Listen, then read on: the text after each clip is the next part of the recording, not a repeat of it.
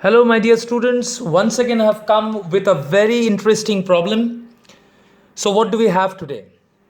We have a rod, a cylindrical rod, whose one end is fixed to a wall.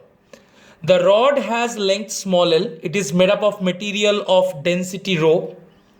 Radius of the cross section of the rod, you can see it's circular cross section, and radius of that circular cross section is r. The rod is rotating in a horizontal plane, okay, with angular velocity omega. Uniform angular velocity, it is rotating, we are assuming, in anti-clockwise sense. So it is along the positive y direction. As you can see, the axis has been drawn. So our goal is to find out what is the tension at any point along the axis of the rod, at any point along the axis of the rod, as a function of this distance x. What is x? X is the distance of that particular point from the fixed end of the rod. That is our first goal.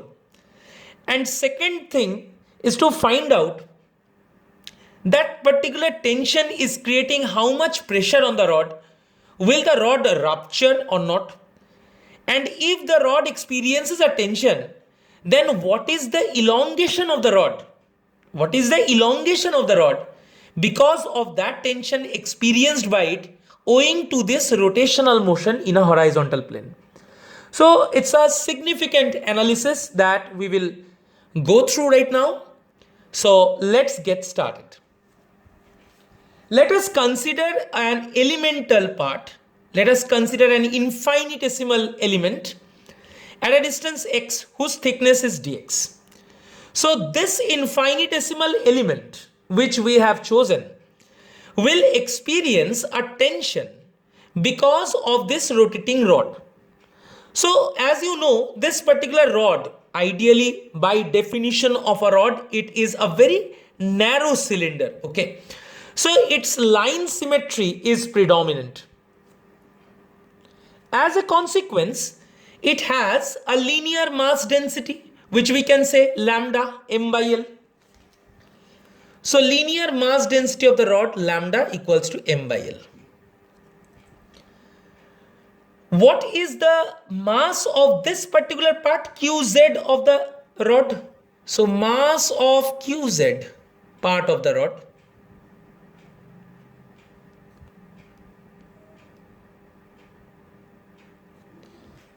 is definitely m by L times L minus x, mass per unit length into L minus x.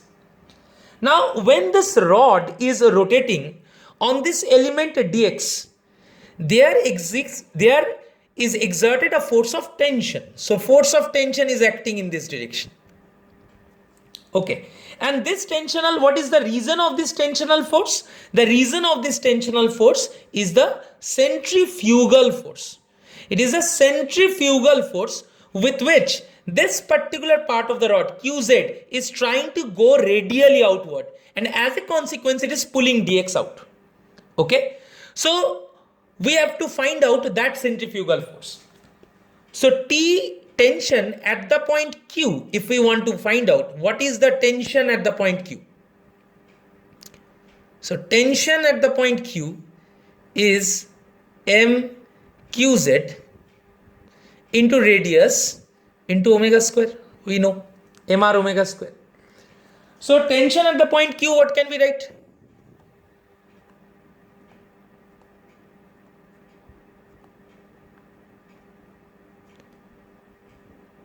Now we have to find out what is the radius. What is the radius? So you please see qz part of the rod. Where is center of mass of qz part of the rod? Somewhere here. So center of mass of qz part of the rod is somewhere here.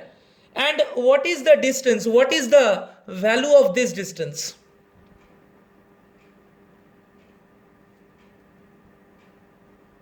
So it is L minus x by 2. So what is the distance of center of mass of the rod from the fixed end? What is the distance of center of mass of qz part of the rod? Please understand, qz part of the rod, its center of mass is here. So it is at a distance of L minus x by 2 from the element. So what is the distance of this point from the fixed point O? So it is x plus L minus x by 2. And that is nothing but the radius of rotation of this particular length of the rod. So QZ length of the rod is rotating in a radius which is x plus the distance between the element and the center of mass of QZ, which is x plus L minus x by 2. So R can be written as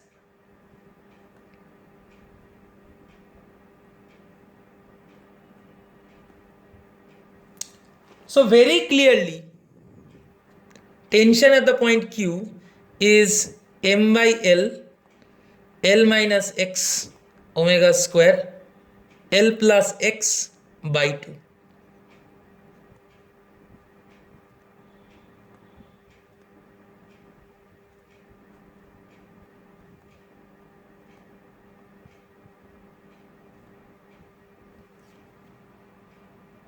So we got an expression for tension at the point Q, which is a function of x. Okay. Now I told you that the density of the material of the rod is rho. Area of cross section, suppose it is given that the area of cross section of the rod, suppose it is alpha. So definitely what we can say, the mass is alpha, mass is density into volume. So alpha into L is the volume of the rod multiplied by density. So therefore tension at Q is rho alpha L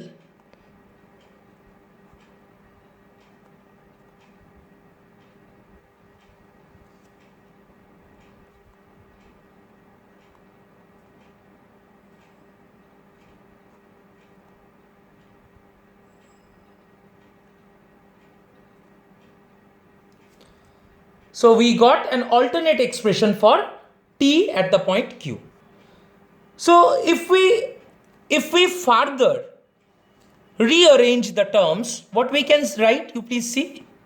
So T at the point Q can be written as rho alpha omega square L square by 2 1 minus x square divided by L square. Okay, so I am calling this one as my equation 2. So let us now get into step 2 of our analysis. So we obtained the tension at the point Q as a function of x, and it looks somewhat like this. So very easily we can understand that the tension at the point, at any particular point, will be maximum when x is 0. So when basically what do we see? When x increases, x square by L square basically increases, and the value of t decreases because of that. So when the value of x is 0, you see this particular term attains maximum value, which is 1. This bracket has becomes maximum value, which is 1, and tq attains a maximum value. So what we can say, when x equals 0, t max rho alpha L square omega square divided by 2. So this is the maximum tension which is experienced by the rod, where at the fixed end, maximum tension. And when x is equals to L,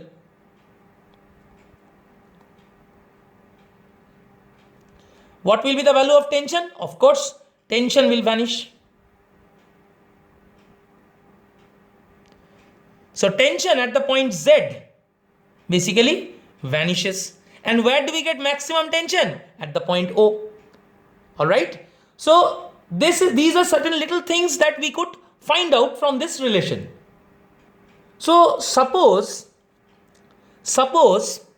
that at a particular pressure, the rotating rod can tolerate a particular pressure because of this tensile stress. When it is rotating, it is experiencing some tensile stress, and it can actually tolerate up to a certain limit. Suppose that is P0, okay, the tolerance level.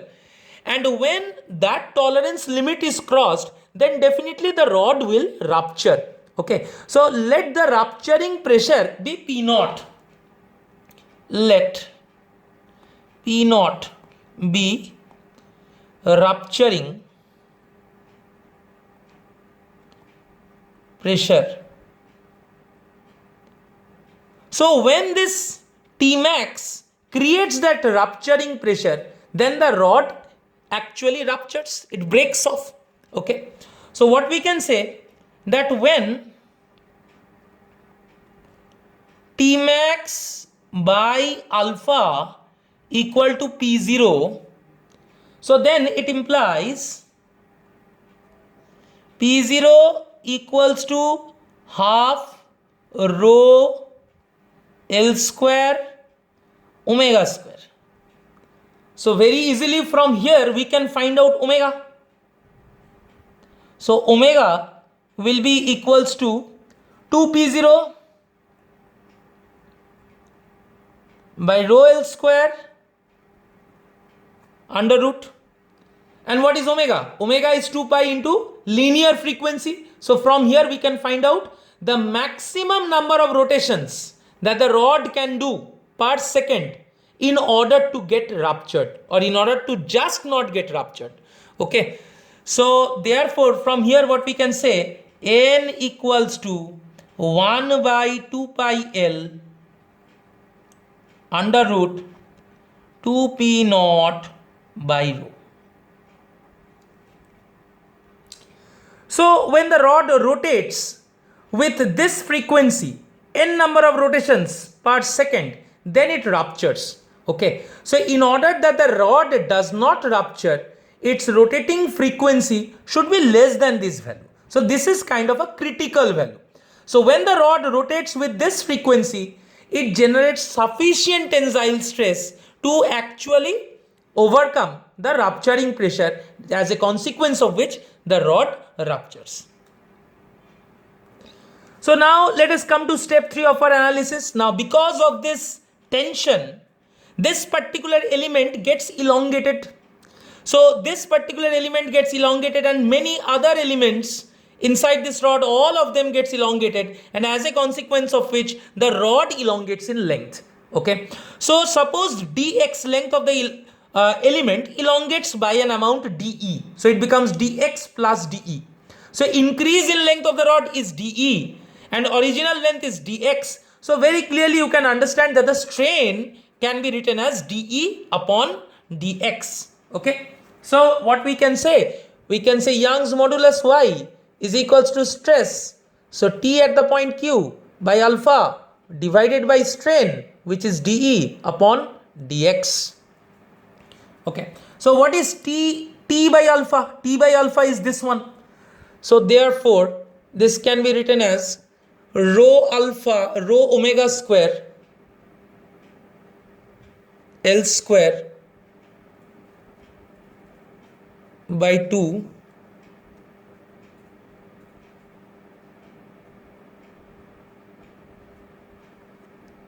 and this whole thing divided by dE dx.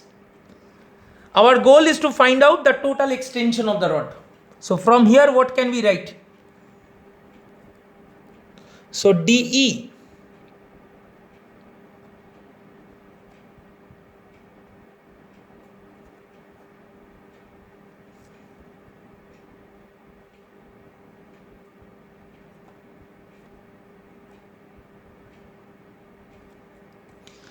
now, if I want to find out the total elongation of the rod, I must integrate this one from 0 to E. And this should be integrated from where to where? 0 to L. The rest of the thing is very, very easy. So all we got to do is simple integration. So we have got this expression by integration. Very simple integration. So this is the expression for the total elongation in the length of the rod. So total elongation in the length of the rod is given by rho omega square L cube divided by 3y. This is a very, very important approach. Please see, we are considering an infinitesimally small element whose length is dx. Due to this tensional force, length of the dx has increased by a very small amount, infinitesimal amount, which is dE. So the strain on this element is dE upon dx. Okay. Now, what is Y? Stress, tensile stress by longitudinal strain. So you substitute here. So now all we did is rearranging, that's all. So if you integrate 0 to E, means you are taking all the elements along the length of the rod from here 0 to L. If we rotate this element, if we move this element, rather translate the element from here to here, we are covering the entire length of the rod. And all such elements with their respective elongations are getting added up by this integration limit 0 to E, and this E represents the total elongation in the length of the rod. Now you please see equation 2. When we are talking about equation 2, we want to plot a graph based on equation 2. So you please see equation 2. So if we see equation 2 is TQ equals to some constant, rho constant, alpha is constant, omega is uniform angular velocity. These are all constant terms. So constant into 1 is a constant. And if you multiply it with this one, L square cancels. So you get some constant times x square. So equation 2 basically looks like this.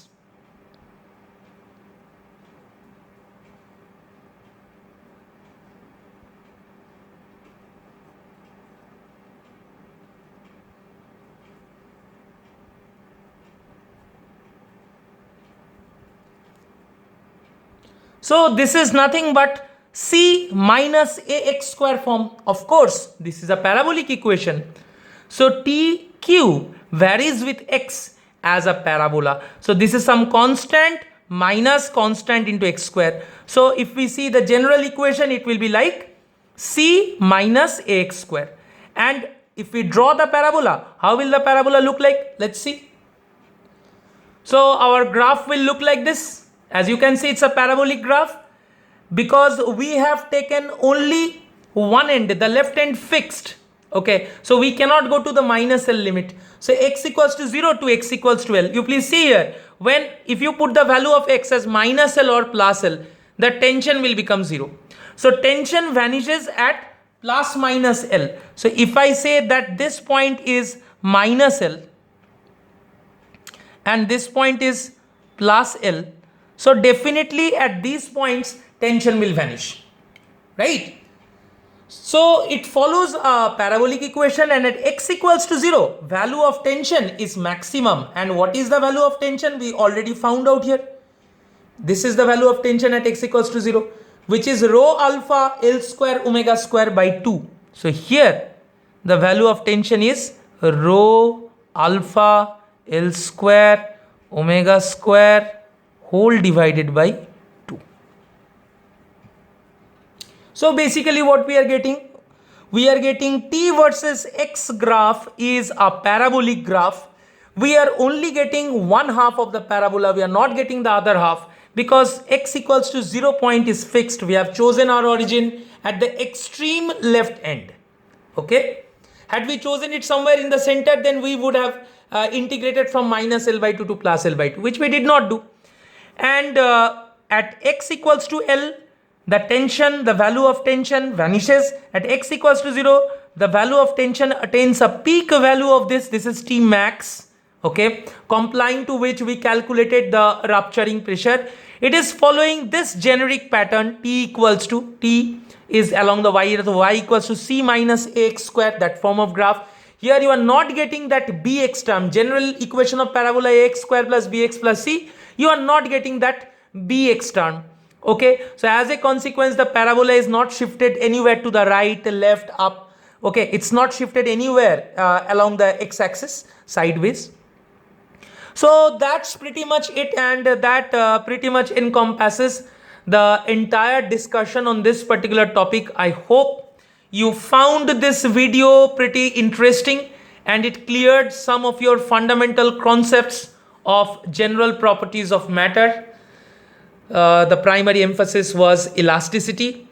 I hope you understood a little bit about circular motion, and of course, always explore your results and your final results, the equations, they have their own story.